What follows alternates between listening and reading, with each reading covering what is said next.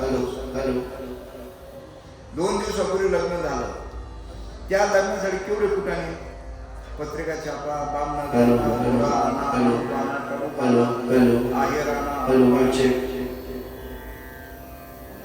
बारीक लक्ष द्या. मला काय म्हणायचे, एवढे सर्व कुठाने केले, मंडप यांना आमंत्रण द्या, त्यांना आमंत्रण द्या, एवढं काम केलं.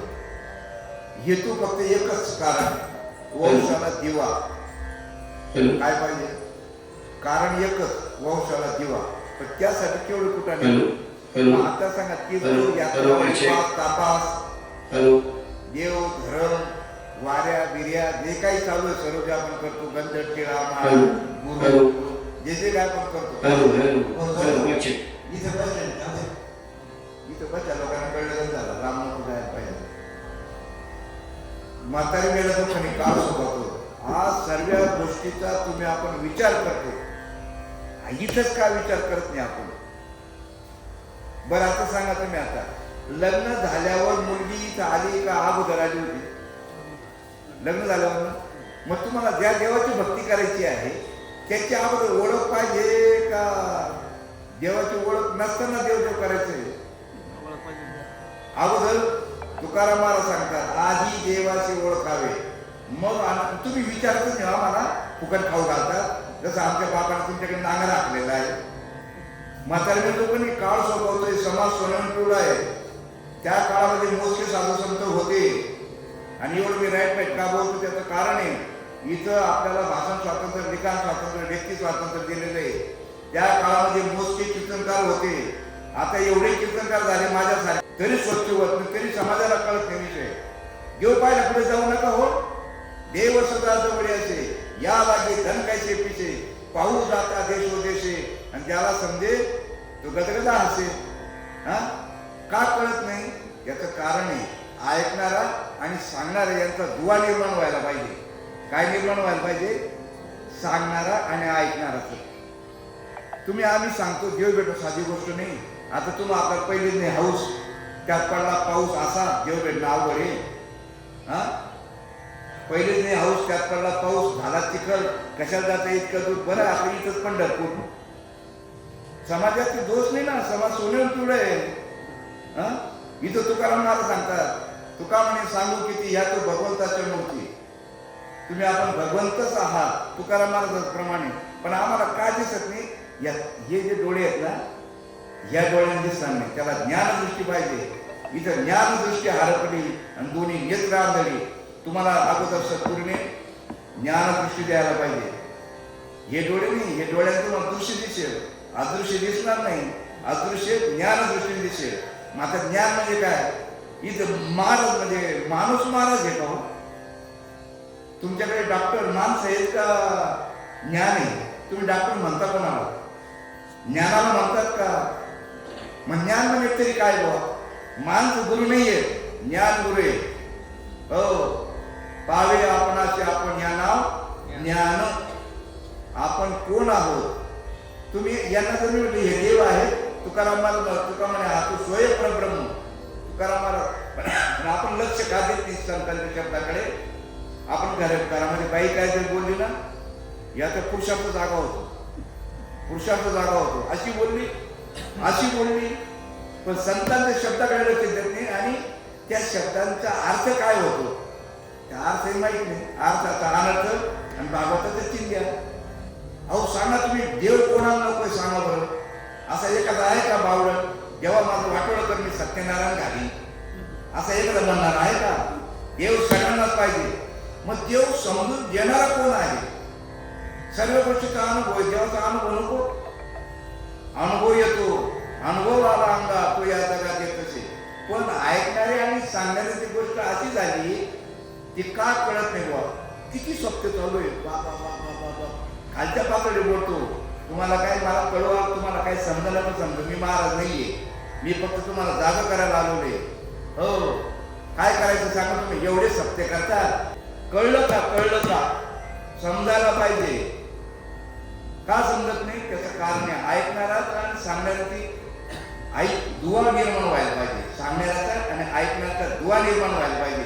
जोपर्यंत दुवा निर्माण होत नाही, म्हणजे लक्ष देऊन ऐकत नाही, हृदयाचे कान करून आपण ऐकत नाही तोपर्यंत कळत नाही.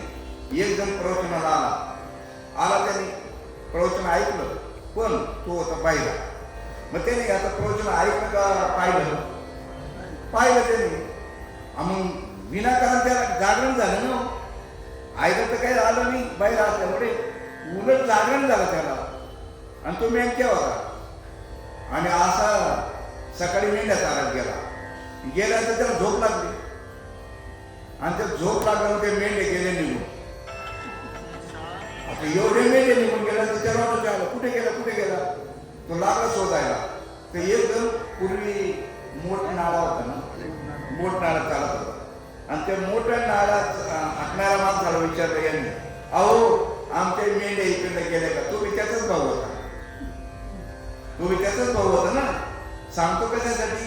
गोष्ट तुम्हाला समजेल, पण ती सांगतो कशासाठी ती जर कळलं नाही. दृष्टांत आहे ते जे महाराज गोष्टी सांगतात मध्ये, हा दृष्टांत असतो आणि तो सिद्धांत पटण्यासाठी सांगत असतात. तुमचं लक्ष सिद्धांताकडे पाहिजे, पण श्रोत्यांचं लक्ष त्या गोष्टीकडे असतं. त्या बैलाची गोष्ट काय आहे गोवाचं काय? आता तुम्ही मुलगी पाहायला जाईल. दृष्टांत म्हणजे काय, सिद्धांत म्हणजे काय? तुम्ही मुलगी पाहायला गेलात आणि तुम्ही आलात, मुलगी पाहून आलात आणि ते गाव 50-100 किलोमीटर लांब आहे. तुम्ही जी मुलगी पाहायला गेले, पण आल्यानंतर तुम्हाला घरातले लोक विचारता का नाही? घरातले लोक कशी आहे मुलगी विचारता ना. तुम्ही काय सांगणार? आम्ही नाही सांगणार. बरं ती मुलगी पाहणार ती तुम्ही दाखवू शकता का? बरं तुम्ही नाही म्हणता का? मग तुम्ही उदाहरण म्हणून तुम्ही काय सांगता? उदाहरण म्हणून सांगतात ना, गोरी आहे, कोणती आहे, सडपातळ आहे, जशी चवडीची शेंग आहे, पण म्हशीने पाहिजे. तुम्ही काय अर्थ काढणार?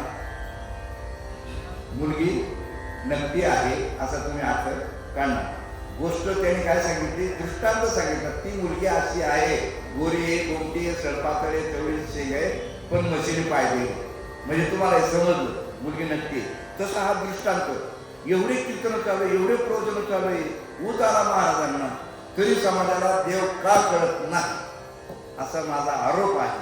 का कळत नाही? आणि तुम्ही सुद्धा का समजून घेत नाही? तर का समजून घेत नाही तर त्यासाठी दृष्टांत सांगतोय. त्याने त्या मोठ हाकणाऱ्या माणसाला विचारलं, माझ्या मेंढ्या पाहिल्या का?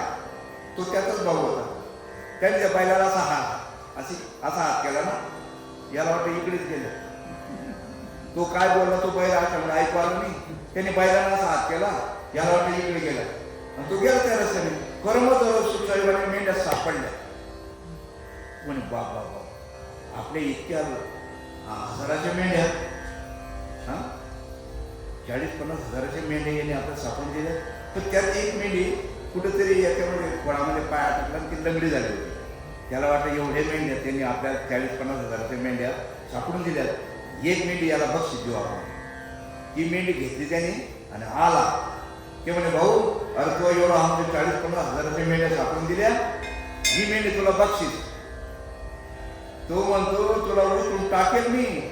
माझा ती मेंढीचा पायच मोडला नाही मी मोडला म्हणे. हा म्हणे तुला घ्यावा लागेल. तो म्हणे मी मोडलाच नाही तर उचलून टाकेल तुला विहिरी. जो झालं दोघांचं भांडण. हा म्हणे तुला घ्यावा लागेल. तो म्हणे मी आता दोघं बाहेर आहेत ना. तिथे जे पोलीस आला गाडीवर पाटपाट करत आणि तसे दोघं आपल्याला गाडी उभी केली. यांचं ते भांडण पाहिलं त्याने. उभा राहिल्यानंतर हे दोघं आले. ते म्हणे सांगा साहेब तुम्ही, यांनी माझ्या 30-50 हजाराच्या मेंढ्या वाचवल्या, त्यामुळे त्याला ही मेंढी देतोय. काय ही मेंढी देतोय? तो काय म्हणतो, मी या मेंढीचा पायच मोडला नाही अमुक डमू.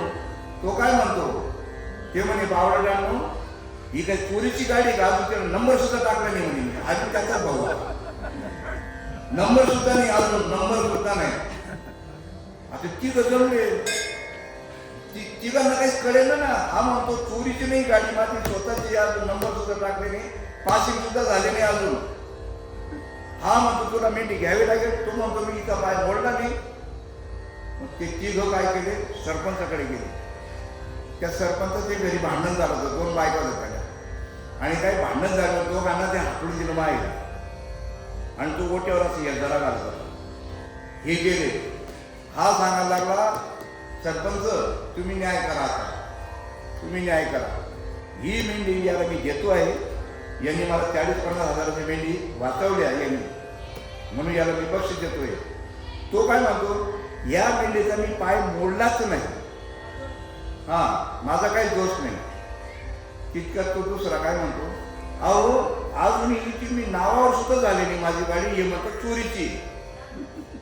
तो म्हणे तुम्ही 3 जण काय सर्व गाव जरी आलं, मी घरातून त्यांना हाकून दिले, मी पुन्हा घरात घेणार. तुम्ही त्यांचं करू कसा देव कळेल हो, सांगणारे असे आणि ऐकणारे असे. दुवा निर्माण व्हायला पाहिजे, दुवा. जोपर्यंत दुवा निर्माण होत नाही आणि तुम्ही आपला सहज पडेल महाराज कसा आणायचा असा, अरे बेस्टपैकी असे त्यांनी असे रेल्वेचे रूट काढलेले पाहिजे, ठाणा कुर्ला भायखळा असं धोतर आणि असं बेस्टपैकी. अरे ऊपरचं खूप बनी अंदर के राम जाने, जानत नाही भूतत नाही देखत काम करते हो. अरे शेवाळ में मुंड्या काय को फडफड करते हो. असे आम्ही महाराज झालो, लई मजा असते म्हणजे महाराज झाला का, खायला भेटतं प्यायला भेटतं सर्व. अहो काय चालू आहे माहिती तुम्हाला. अरे तिथून पक्षी पत्थर खाए उसे सताए काम, आणि जो 20 शक्कर खाए उसके जाने राम. काय चालू तुम्ही ऐकता असाल ना मोबाईलवर. अगोदर इंद्रियाला पाठवर व्हायचं, विद्या द्यायला पाहिजे, हो ते ज्ञान द्यायला पाहिजे. सांगा तुम्ही शेतकरीच आपण जेव्हानी बाजे कापायचं असेल तर ते जे कोयता असेल विळा असेल ते धारदार पाहिजे का बोचट पाहिजे. मग तुम्हाला इंद्रियाला जर पाठवर व्हायचंय तर तुम्हाला साधन कसं पाहिजे, साधनाचे सार मंत्र बीज हरी आणि आत्मतत्व धरी तोची एक. अरे कोटी कोटी यज्ञ नित्य ज्याचा नेम, एक हरिनाम जपता गडी. मग आता हरिहरी सरच म्हणतात, हरिहरी सरच म्हणतात. राम राम सर, राम राम तर सरच म्हणतात हो. राम नाम सब कुछ कहे ठक टाकोर और चोर. अरे 30 नामाचे ध्रुवपरात रामकृष्ण या महामंत्र आहे, रामकृष्ण या महामंत्र आहे आणि तो सर्वांसाठी आहे. हो गाडी चालवणारा मागे येन लावतो, येन कशासाठी शिकत आहे. तसा तो जो मंत्र आहे जेणे भ्रांती पासून येतले गुरुवाक्य मन धुतले, मग आत्मस्वरूपे घातले हरुनिया. स्वर व्यंजन आणि मातृका सर आहे तिथं. स्वर व्यंजन मातृका पाठ झाल्याच्या रीत वाचा येईल का. आज अगोदर काय पाहिजे, स्वर व्यंजन आणि मातृका. मग अगोदर रामकृष्ण हरी. तुम्ही मशागत केल्याशिवाय पेरणी करता येणार नाही ना. अगोदर मशागत करायला पाहिजे, मग अगोदर चित्त शुद्ध व्हायला पाहिजे. आणि चित्त शुद्ध, अहो इकडे तुम्ही भारी काय तुम्ही गचांड झाला पाहिजे आमचं, आणि पहिले 2-4 वाजून द्यायला पाहिजे. का सांगतो, आम्ही तुम्हाला फसवत आहोत, आम्ही तुम्हाला फसवत आहोत. कसं फसवत आहोत सांगा तुम्ही. आम्ही काय म्हणतो, घ्या देवाचं नाव, घ्या देवाचं नाव, घ्या देवाचं नाव. आम्ही काय सांगतो, देवा नाही नाव, देवा नाही गाव, देवा नाही ठाव कोठे काही. तुम्ही ऐकलं असेल ना, विचारलं तुम्ही महाराज, महाराज तू दूध तोंडे आहे का रे. तो एक सापाला 2 तोंड असतात ना, त्याला काय म्हणतात गांडूळ ना. ते सामान या तोंडात चालतं, सामान त्या तोंडात चालतं. इकडे म्हणतात घ्या देवाचं नाव, घ्या देवाचं नाव, आणि इकडे म्हणतो देवा नाही नाव, देवा नाही गाव, देवा नाही ठाव. विचारलं तुम्ही कधी, फुकट खाऊ घालता. अरे गरज सांगणाऱ्याला आहे, ऐकणारा नाहीये. ही गरज सांगणाऱ्याला ऐकणारा नाहीये. हो भगवंताला गरज होती, अर्जुनाला होती. हो म्हणून त्याने गोळे घातले. आज सुद्धा गरज आहे सांगणाऱ्याला पाहिजे. सांगा तुम्ही आता, जाणत्याला गरज पाहिजे का अज्ञानाला गरज पाहिजे. तुमच्या घरामध्ये लहान लेकरू आहे, रोडला घर आहे, त्या मुलाकडे पुन्हा पुन्हा लक्ष द्यायचं 10-5 मिनिटामध्ये. सुज्ञात घरातले सुज्ञ आहेत, त्यांचं काम आहे का त्या लहान मुलाचं काम आहे. तो तर अज्ञानी आहे. मग आता सुद्धा हे जे आम्ही ज्ञानी समजतो स्वतःला, तुम्ही सर्वसामान्य अज्ञानी. मग तुम्हाला आम्ही मग गरज कोणाला, घरातल्या लोकांना जे दान करा त्यांना का अज्ञानी लोकांना गरज आहे का. गरज आहे. उडराय म्हणतो काय तर साहेब तुम्ही आम्हाला विसरूनच गेले का, त्याने काही घरबंद केलंय का. ये ना तू बाबा, ये ना. एखादा सप्ताह जोडायचा त्या गावचा ना, आम्ही लगेच फोन करतो पत्रिका छापायच्या अगोदर तारीख घ्यावी म्हणून. आणि असं पुढे पुढे करतो, त्यांचं असं पुढे पुढे करतो की बारदारी कुत्रिकच गोंडा आला होतो. आता तुकडं टाकेल, तेव्हा तुकडं टाकेल, अशी स्तुती. इथं सांगितलं अनेकाची स्तुती, आम्हा ब्रह्महत्या एका पांडुरंगा वाचून या. स्तुती करायची आहे ना, भगवंताची करा, हो साईबाबाची करा. अशी जे आता सांगू तुम्हाला साईबाबाचं महत्व, ज्याला अनुभव आला तो जाणू शकेल. माझा एक मित्र होता, सांगितलं आमचा विषय, काय सांगू मी, ते कर्मधर्म तो गोरा कोणता दिसायचा पोरगा, आणि मी त्याचा संबंध केला, पण मी त्याचं घर पाहिलं नाही, दार पाहिलं नाही. संबंध जमवल्यानंतर कळलं याच्याजवळ काहीच नाही. मग आपण नशीब पडलो पोरीचं. 15 वर्ष मी त्याचं तोंडच पाहिलं नाही. पण साईबाबांनी काय कृपा केली, आणि त्याचं मला लगेच दिसायला लागलं भरभराटी, गाडी घोडी त्याच्याकडे. मग त्याला म्हटलं काय गाडी, ते म्हणतो तुम्हाला दाखवतोच म्हणे. तर तुझ्याकडे काहीच नव्हतं, ते म्हणतो तुम्हाला दाखवतोच म्हणे. त्यांनी माझी काय कीर्तनाची तारीख घेतली, त्याच्याकडे पोकी म्हणून गाव शिर्डीजवळ गेलो. त्यांनी घरी नेलं, घर पाहिलं नाही. अरे बापरे, तेव्हा सफर होतं, आता बंगला झाला, गाडी, आणि त्याच्यावर कथा. पहिला तो कथाकार आहे साई कथाकार पहिला. त्याला म्हटलं काय एकच काय, तेवढी साईची कृपा आहे. सांगा तुम्ही आता कुठंतरी तुम्ही एखादी श्रद्धा पाहिजे ना, एका ठिकाणी श्रद्धा ठेवायला. सर्व ठिकाणी साईबाबांनी सांगितलं सर्व ठिकाणी तो एकच आहे. मग आता सांगा तुम्ही, आता तुम्ही इथं माणसं बसले, तुमच्यामध्ये आत्मा आहे आणि ताई बसलेले आहे, त्यांच्यामध्ये आत्मे एका आत्मा आहे. आणि मग काय तुम्ही कोण त्यांनी देवामध्ये सर्व घटी राम देहादी एक सूर्यप्रकाश. अहो कोणीतरी बॉल फादर मागे पाहिजे का नको? मग आज आपला जे दिसत आहे आज प्रत्यक्ष जिवंत उदाहरण आहे. अशक्य कोटीची गोष्ट, एवढं संकट येऊन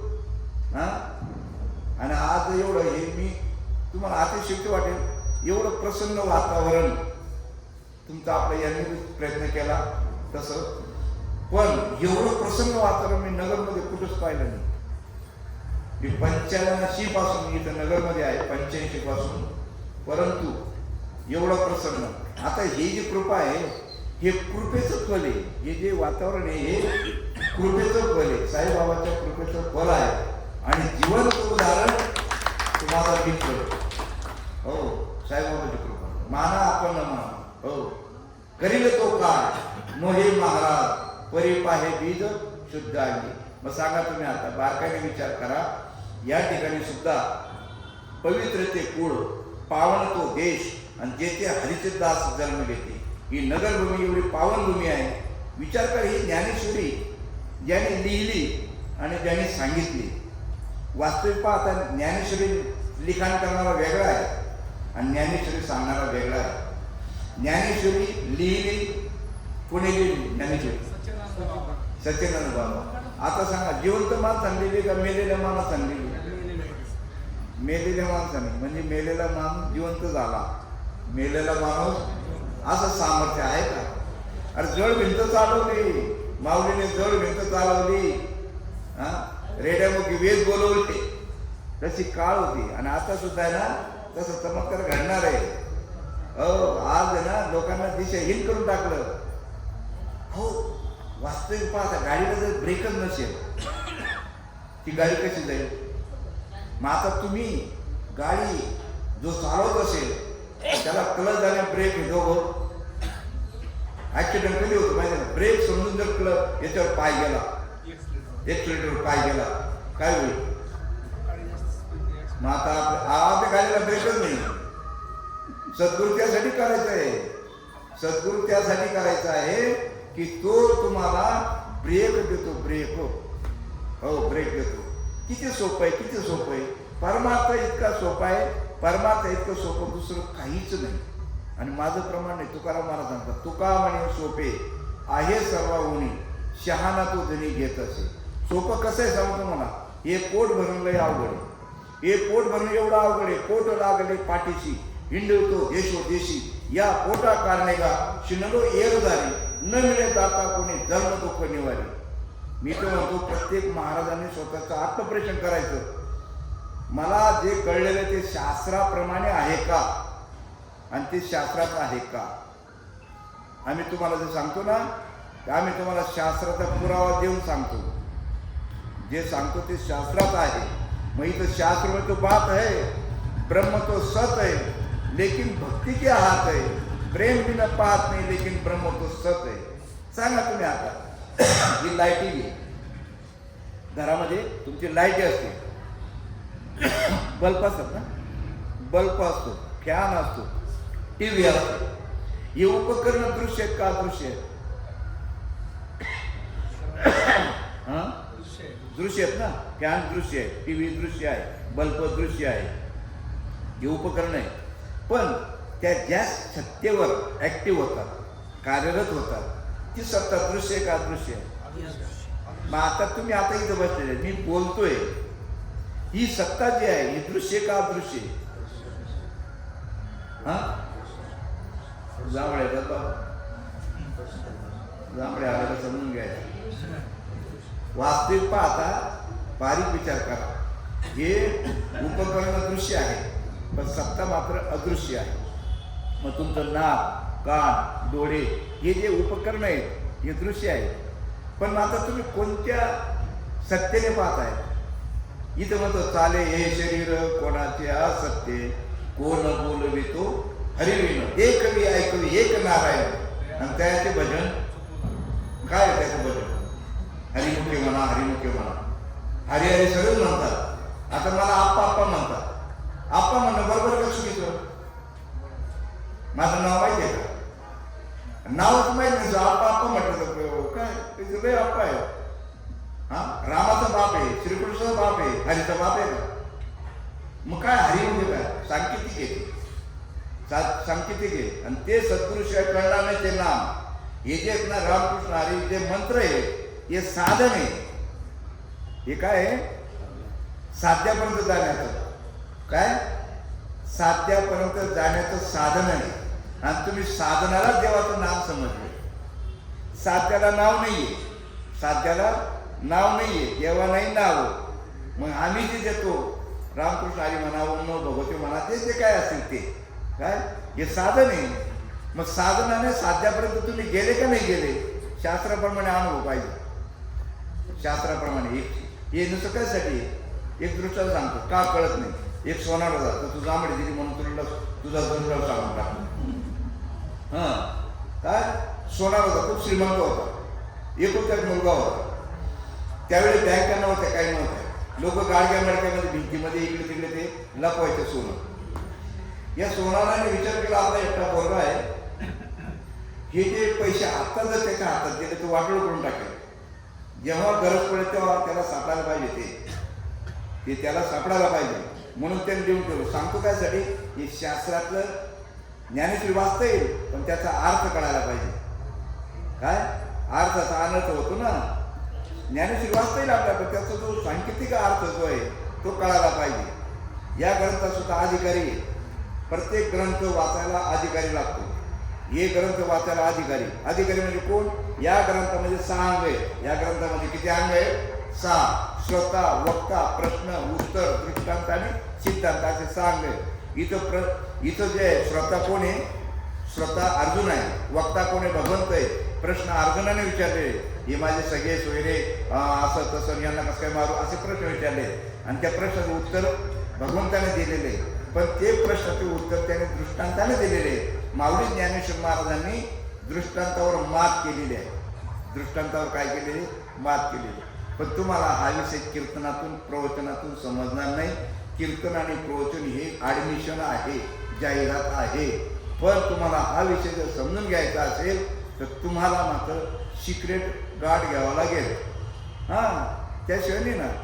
ॲडमिशन झालं तुमचं, कीर्तन प्रवचन आहे, ॲडमिशन झालं. पण सिलेबस जर तुम्हाला शिकायचा असेल तर शाळेत जावं लागेल. शाळेत जावं लागेल. तसा विषय सोनाराचा दृष्टांत सांगत होतो. त्याने ते गाडग्या पाहिजे, पण ठेवायचं कुठं बा? हे ठेवायचं कुठं? जी उद्या याने घर विकलं, मडकं बी जाईल, पैसे बी जातील, ते जातील. त्यापेक्षा आपण त्याने असं केलं, मंदिराच्या घुमटामध्ये ठेवायचं.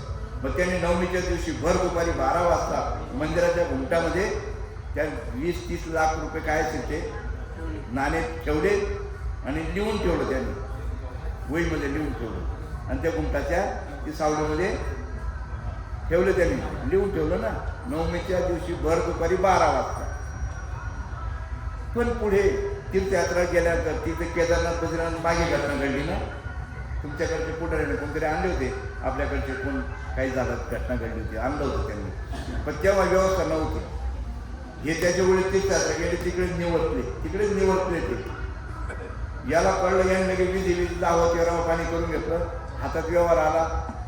संगत ढवळ्या शेजारी पवळं, काय ढवळ्या शेजारी पवळा बांधला, वाण नाही तर गुण लागला, बिघडलं पोरगं. होतं नव्हतं वाटोळ करून टाकलं. पण तो समाज श्रीमंत आहे, तो कसा झाला त्याने मला सांगता ना, त्याला माहिती. तो समाज श्रीमंत मदत केली मुलाला सावरण्यासाठी, पण त्यांनी जे त्यांनी नातेवाईकांनी दिलं ते बी परत केले नाही. ते समाज म्हणाला, बापाने एवढं कमवून ठेवलं ते तुला पुरलं नाही, आम्ही एवढी मदत केली ते तुला पुरली नाही. हां, लोक पैसे मागायला आले त्याच्याकडे, पैसे माग, पण पैसे नव्हते, वायदा द्यायचा तो. मग शेवटी त्यांनी काय केलं, अशी वही होती, त्याला असं वाटतं आपल्या वडील खूप श्रीमंत होते, कोणाकडे काही घेणं देणं राहिलं असेल म्हणून त्यांनी काय केलं, त्या वया चाळायला सुरुवात केली. त्या वया चाळायला त्यात सापडलं, मंदिराच्या घुमटामध्ये 20 लाख मोहरा ठेवलेला आहे. एवढंच वाचलं. मी गेला आणि ते घुमट फोडला.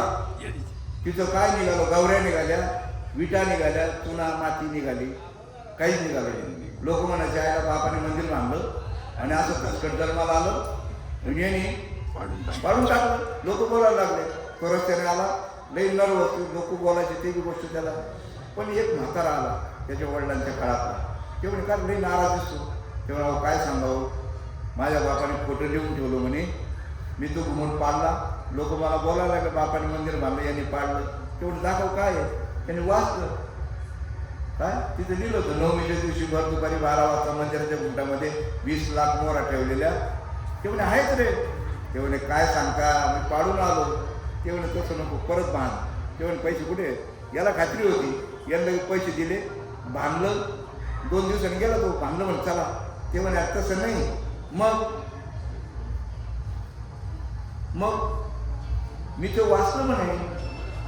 त्यांना तुला अर्थ कळला नाही, वाचलं तू पण तुला अर्थ कळला नाही. तिथं ते नवमीच्या दिवशी, चैत्र शुद्ध नवमीच्या दिवशी ये म्हणे. मग 2-4-5 महिने गेले, तो चैत्र महिना आला, त्यात नवमी आले आणि हा गेल्यानंतर चला म्हणे. अरे पण दुपारी सांगितले 12 वाजता. मग 12 वाजता गेले, दर्शन घेतलं, चक्कर मारला आणि त्या घुमटाची सावली तिथं पडली होती, तिथं खोदलं, सापडलं. आनंद झाला त्याला. ते म्हणे आता सर्व कर्ज मागून दे. सांगा तुम्ही आता लिहिलेलं खरं होतं का खोटं होतं? खरं होतं, पण त्याला अर्थ कळला का? माझा ज्ञानेश्वरी कालच्या उलट्या पाठ आहे, हरिपाठी पाठ आहे. माझं सांगा तुम्ही, योग्य 28 ठेवली उभा. युग किती झालेले? 4च. सत्ययुग, त्रेतायुग, द्वापरयुग, कलियुग. आणि 28 कसं काय भाऊ? विचारलं का आपण? हरिपाठामध्ये हरिहरे शब्द किती वेळा आलेला बघा. वास्तविक पाहता बारीक विचार करा, अर्थ आपल्याला कळत नाही. आणि जोपर्यंत तुम्हाला अर्थ कळत नाही तोपर्यंत परमार्थ कळणार नाही. इथे ज्ञानेश्वर नामदेव महाराज म्हणतात, अर्थाविनो पोथी वाचली काय? म्हणून इथं पोते वाचतात म्हणून लोक, आपण सर्व वाचतो, पण दोष समाजाचा नाही, समाज सोन्याहून पिवळा आहे. एवढं खर्च करतात राव, केवढा खर्च. सत्ता म्हटलं का साधी गोष्ट का? जेवण आले, महाराज जेवण घेणं आलं, महाराजाला हार आला, सर्व आलं. वास्तविक आता बारीक विचार करा, इतर धर्मात प्रचार करणारे जे आहेत ना, ते पैसे देतात. त्यांचा धर्म स्वीकारण्यासाठी काय देतात? आपले उलटी करणं आहे. तुम्ही आपण कोणी भाष्य करत नाही, कोणीच करत नाही आणि कोणी विचारत नाही. कारण की आपल्याला समजून घ्यायचं नाही. कारण की ते दृष्टांत सांगितलं तुम्हाला, मेंढक्याचा बैऱ्याचा दृष्टांत. तसं आपलं आहे, आंध्या म्हणे की बैऱ्या म्हणे म्या. एक बैऱ्याला काय, आंधळ्याला काय झालं, शेंगा खायचं. शेंगा टाईम झाला. एका बैऱ्याला, आंधळ्याला शेंगा खायचं. शेंगा, तो बैऱ्याला म्हणतो मला शेंगा खायचे म्हणे, मला शेंगा खायचे. आता तो बैरा म्हणे चल आंधळ्याला, चल. नेल त्याने हात धरला. गावाच्या बाहेर एकाने बहिणी पेला होता, गेलो त्याला बसून, खा म्हणे तुला काय काय. तो असा आंधळा होता, असा हात लावायचा. तो म्हणे इथे तो पालाच आहे. आता तो पाहिला काय म्हणतो, कुठे मालक कुठे? हा म्हणतो पाला पाला, आणि तो म्हणतो माला पाला. तसं आपली गंमत झाली. आम्ही सांगतो पोटासाठी, आणि जोपर्यंत पोटासाठी सांगा, डोळ्यात ज्ञानेश्वर महाराज तुकाराम महाराजांनी पोटासाठी सांगितलं का? आणि तो पोटासाठी संत आणि झाले कलित होत. अरे आईशी आमची करीत सेवा, काय सुख वय जीवा. दुर्भाग्य आपल्या धर्माचं वाटोळ तुम्ही नाही केलं. तुम्ही सोन्यावर तुळा कुंपणाने शेत खाल्लेले. हो, उदरनिर्वाहाचा विषय झाला. आता सरांना माहित असेल, मी रिटायर माणूस आहे. हे ज्याचं भरलेलं आहे ना त्यांनी सांगावं, नाही तर पूर्ण विश्वास देवावर पाहिजे. हो, पूर्ण विश्वास कोणावर पाहिजे? देवावर पाहिजे. सुस्मारी आनंदाची गोष्ट अजून अर्धा एक तास चालू. किती विषय असा आहे, तुम्हाला खरोखरच देवाची मनुष्य जन्म येऊन इतर योनीच्या काही विचार नाही, इतर योनीच्या ठिकाणी विचार नाहीये. याच योनीमध्ये तुम्ही आपण विचार करू शकतो. इतर योनीच्या ठिकाणी आज तुम्ही आपण सुख कशात शोधतो? व्यवस्थेमध्ये सुख शोधतो. कशामध्ये? व्यवस्थेमध्ये सुख शोधतो. हो, पूर्वी ना हे जे तुम्ही मिक्सर आहे, मिक्सर भूर आणि भूर, पूर्वी कशावर वाटायचे ते? पाटा. इथं पृथ्वी, आप, तेज, वायू आणि आकाश 5 तत्वाचा देह बनलेला आहे. हे किती तत्वाचा बनलेला आहे? 5 तत्वाचा. आणि तो जो पाटा वरंटा जो आहे तो कसं आहे? पृथ्वी तत्व आहे. आणि ते जे ते वाटायचे ना, ते व्यायाम पण व्हायचा बायांचा. काय व्हायचा? व्यायाम पण व्हायचा. आणि त्या पृथ्वी तत्वामध्ये सर्व खनिज सर्व, आणि ते आपल्या प्रकृतीला पोषक आहे. त्यामुळे व्यायाम व्हायचा. त्यामुळे कुठे गॅप नाही, कुठं काही नाही, कुठं काही नाही. हां, दळायचे पहिले असे दळायचे. मी लहान होतो, झोपेने उठलो का आईच्या मांडीवर जाऊन झोपायचे. ते गाणी बी म्हणायचे आणि झोका बी यायचा. बघा ते त्याचे व्यायाम व्हायचा. असा व्यायाम व्हायचा. 8-8 अपत्य व्हायचे त्या मात्यांना. किती? हो, 8-8, 10-10 अपत्य व्हायचे. मला ज्यावेळेस कळायला लागलं, आमच्या आईला 10 अपत्य होते. ते म्हणलं आई एवढे का म्हणून दिले? ते म्हणे आता राहिले किती भाऊ? 4च राहिले. तुम्ही 10 पैकी काही देवाचे असतात म्हणे. तेव्हा विज्ञानावर प्रगत नव्हतं. एकाही बाईचं शिजर होत नव्हतं, एकाही बाईचं. आता याचं कारण आपण सुविधा जे आहेत ना, सुविधा. आता बघा तुम्ही, काहीच्याकडे ते एक जोडपं दिसतो सकाळी, ते फिरत होते आणि त्यांना म्हणलं का तुमच्याकडे गाडी आहे ना? हां, 40 लाखाची गाडी आहे. मोटरसायकल आहे म्हणे 1 लाखाची. एवढं मग तरी ते एवढं सकाळी तो पुढे, ती बाई मागे, ती बाई मोकळी जागा देते का? कशासाठी? आता सांगा, गाड्या गोड्या हे वेगळ्या कामासाठी. सुख कुठं आहे? अरे सुख वसे एके काही भाऊ काही संताच्या. संतांनी देव वेगळे नाही. तुम्ही संत या सोंगांना समजता. हे अरे हे नाही रे बाबा, हे नाही. याच्यामध्ये तत्व आहे ते, आणि तुमच्यामध्ये तत्व एकच आहे. आणि त्या तत्वाची ओळख करून देणारा जो आहे त्याला खानदानी गुरु म्हणतात. असा शब्द गावरान का वापरतो? कारण की आमच्या साधू संतांची हाडाचं काळं रक्ताचं पाणी करून ही वाट मोकळी केली. ही भक्तीची वाट मोकळी केली. भक्त म्हणजे काय? विभक्त म्हणजे काय? भक्त म्हणजे काय? विभक्त म्हणजे काय? भक्त कोणाला म्हणतात? हां, तुम्ही जर विचारलं, भाऊ आम्ही आता विभक्त झालो, काय म्हणतात? आम्ही आता विभक्त झालो म्हणजे वेगळे झालो. आणि पहिले काय होतो? भक्त होतो म्हणजे एक होतो. मग आता देवाला तुम्ही एक का वेगळे? अहो, आपणच देव होय गुरु. नामदेव महाराज म्हणतात आपणच देव आणि आपणच देव आहोत. कार्य जाता कशाला जाता तुम्ही इकडे तिकडे पाहायला? देव तुमच्या जवळच आहे, नाही तुम्ही देवा. देव आपणच आहोत. पण उलगडा अनुभव नाही. नामामध्ये एवढी पावर आहे, एवढी नामामध्ये पावर आहे. नाम तुझे नारायणा आणि पोडी पाषाणाला पाना. सांगा तुम्ही. आता पंढरपूर, पूर्वी पंढरपूरला नाही दुकानं होते. हे दुकानं जायचं आषाढीला अनुग्रह घ्यायचा, आषाढीत जायचं अनुग्रह, आणि कार्तिकला गेलं का प्रबोध घ्यायचा. प्रबोधनी एकादशी असं लिहिलेलं तिथं. काय लिहिलेलं? विचार कर महाराजांना, अनुग्रह म्हणजे काय आणि प्रबोध म्हणजे काय? काही नाही, आगळ जडतर कुत्रपिंड टाकून दरवाजे उघडे देत. समाज खूप हो, काय सांगू. आज समाजाने इकडे आमच्यापासून तोंड गावड करून घेतलेले आहे. त्याचं कारण आम्ही बोलतो एक आणि चालतो एक. इथं बोले तैसा चाले त्याची वंदावी पावले. इथे बोलतो एक आणि चालतो एक. म्हणून समाजाने आमच्याकडे पाठ फिरवले. तुम्ही म्हणता पाठ फिरवले तर का कार्यक्रम तरी मोठमोठे होतात. ते करमणुकीसाठी होतात. महाराज कसा पाहिजे झिंगिनाक चिकिनाक पाहिजे. जाऊ द्या पैसे किती बी. हा सांगा तुम्ही.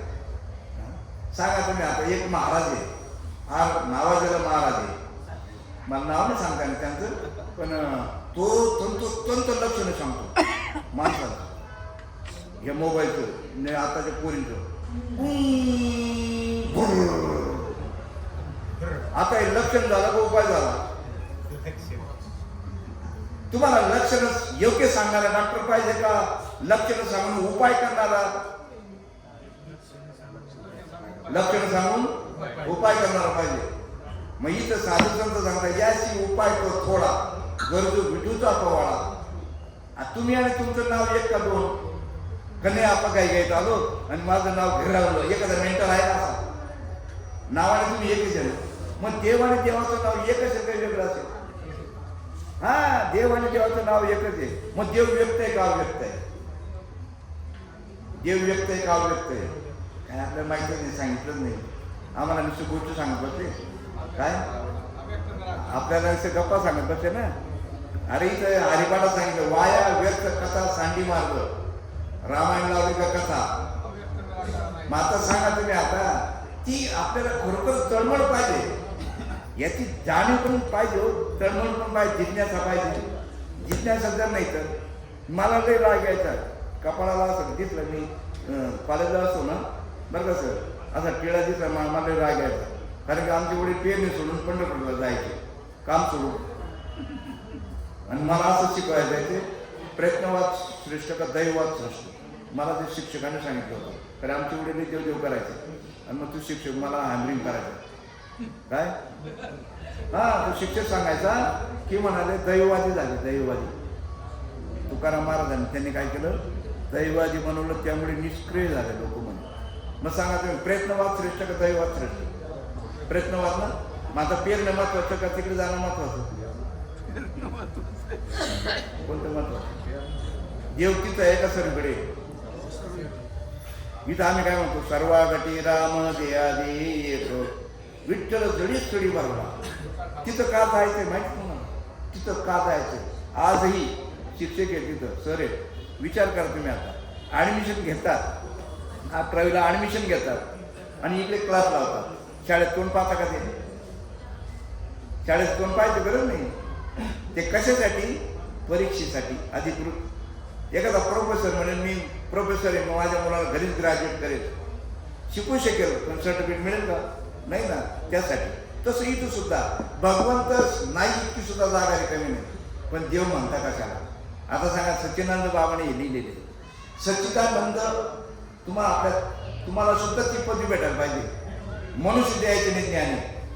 सच्चिदानंद पदवी घेणे एवढा अधिकार कृपा लोकन नारायण दिलाचे. मनुष्य जन्मात जो आलेला आहे त्याला ही पदवी भेटायला पाहिजे. आणि जर भेटली नाही तर जन्मा येऊन काय केले तू मुद्दल गमवले केली घाटोळीची नाशी आणि पुढे भिकत मागायची. म्हणून त्यांनी सांगितलं अगोदर तुम्हाला आपल्याला सच्चिदानंद पद म्हणजे काय.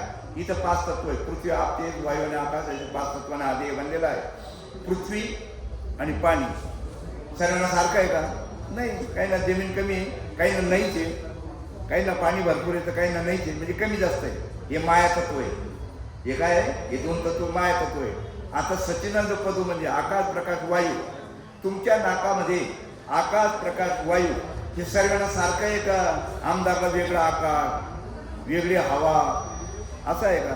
म्हणजे आकाश प्रकाश वायू सर्वांना काय सम आहे. याला म्हणतात समबुद्धी घेता समान श्रेयरी आणि समदमवरी हरी झाला. सांगितलं का ही वाट सांगितलं का. याला अद्वैत कसरे विरळा जाणे. काय तुम्हाला आपल्याला गरज नाही आणि आम्हाला बी गरज नाही. आम्ही फक्त ताकापक्का राम आहे बस. हे झाला का कुठे बोलते चला आम्हाला जायचे. तुझं काम झालं जा ना. नाही ना मग ते काय हां काय लई दूर वाटते. तुम्हाला फोटो आपण फोटो समाज सोडून तोडे समाजाचा दोष नाही. तुम्ही आपण विचारायला पाहिजे महाराज अगोदर आम्हाला देवाचा अनुभव येईल का येतो का कधी येईल. इथं काय झालं, वैष्णवाचा माल खरा आणि तुरतुरा वस्तूशी. मग आता सांगा किती सोपं आहे, लई सोपं आहे, पण गुरु पाहिजे. पण इथे एक गोष्ट अशी, आम्हाला सर्व सांगा, आम्हाला सर्व सांगा, पण ते नका सांगा शरण जायला, शरण जायला. मग आता सांगा तुम्ही इथं त्याशिवाय करणार नाही. बघा, अनंत कोटी ब्रह्मांड नायक राजाधिराज योगीराज परब्रह्म श्री सच्चिदानंद सद्गुरु साईनाथ महाराज की जय. काय सांगायचं आजचे एकदम. तर आज या ठिकाणी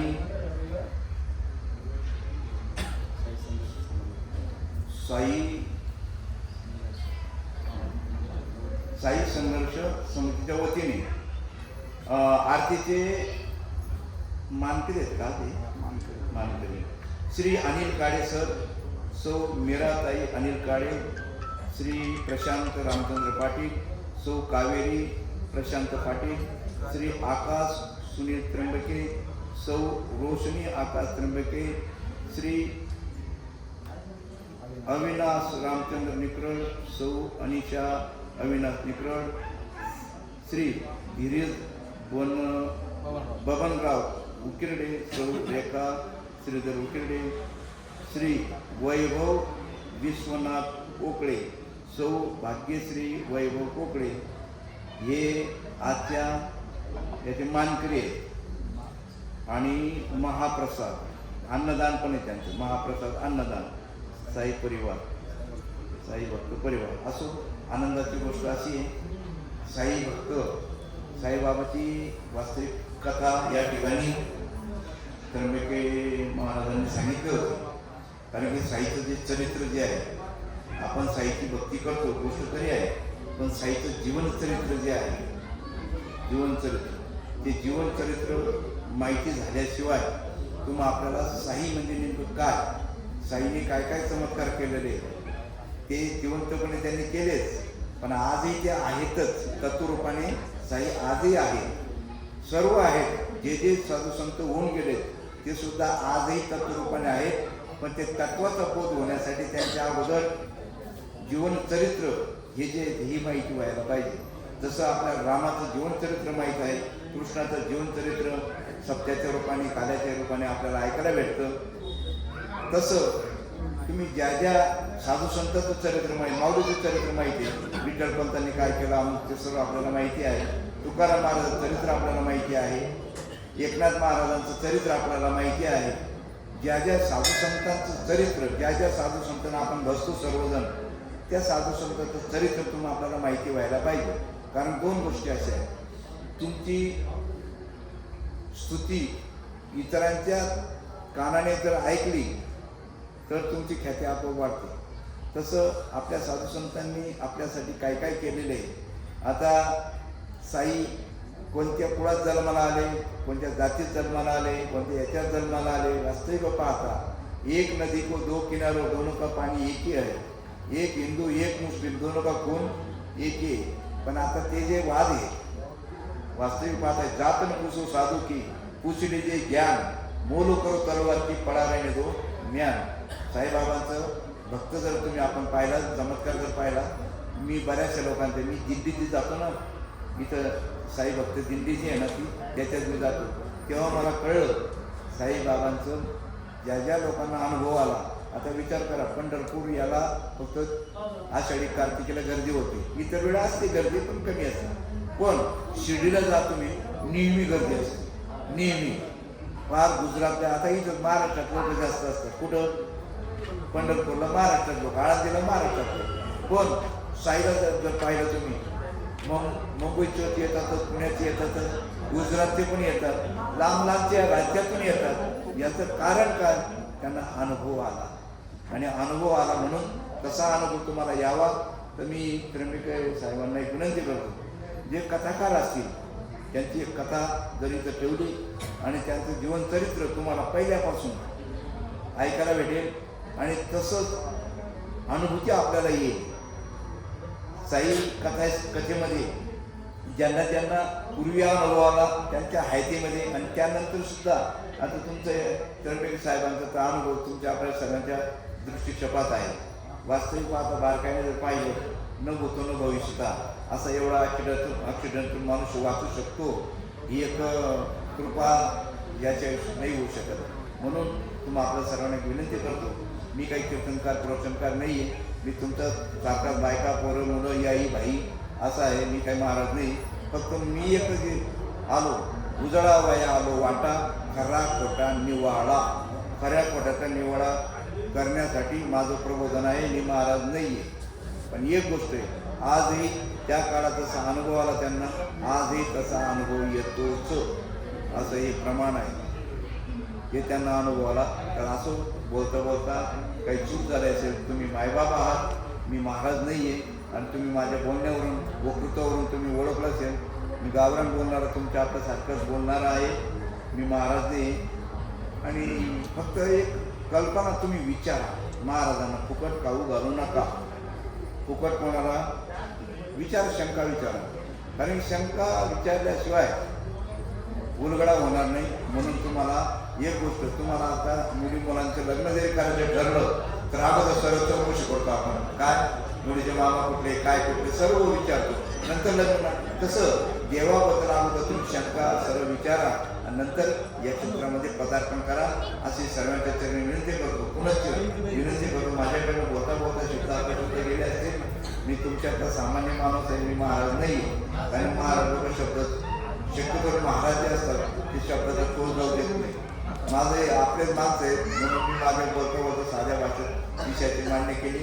आणि त्रिंबके साहेबांचे आमचे हे जे देवीदास भाऊ यांच्यामुळे संबंध आला आणि त्यांनी हा प्रवचन करायला म्हणून मी सगळ्या महाराज नाही आहे, पण मी माझ्या पद्धतीने सांगण्याचा प्रयत्न केला. फक्त तुम्हाला एक विनंती करतो, बरोबर त्याला समजून घ्यायचे. देव तुम्ही आम्हाला प्रश्न विचारा, आम्हाला म्हणजे महाराजांना प्रश्न विचारा. महाराज तुम्ही सांगता घ्या देवाचं नाव आणि तुम्ही सांगता देवाला नाव नाही, म्हणजे नेमकं आम्ही करायचं काय बघ, एवढं तर तुम्ही विचारू शकता का महाराजांना? हां, तुम्ही परत सांगू शकतात का हो, तुम्ही सांगतात देव नाही सुद्धा जागा रेखा नाही, तो कोणा जागा भरलेला आहे असं तुम्ही म्हणतात आणि तुम्ही आम्हाला काय केलं, गाड्या करून इकडे घेऊन जातात तिकडे घेऊन जातात. हां, काय भानगडी असो. बोलता बोलता कोणाची विनंती करतो, या बघूया. पुंडलिकावर देव श्री ज्ञानदेव तुकाराम पंढरीनाथ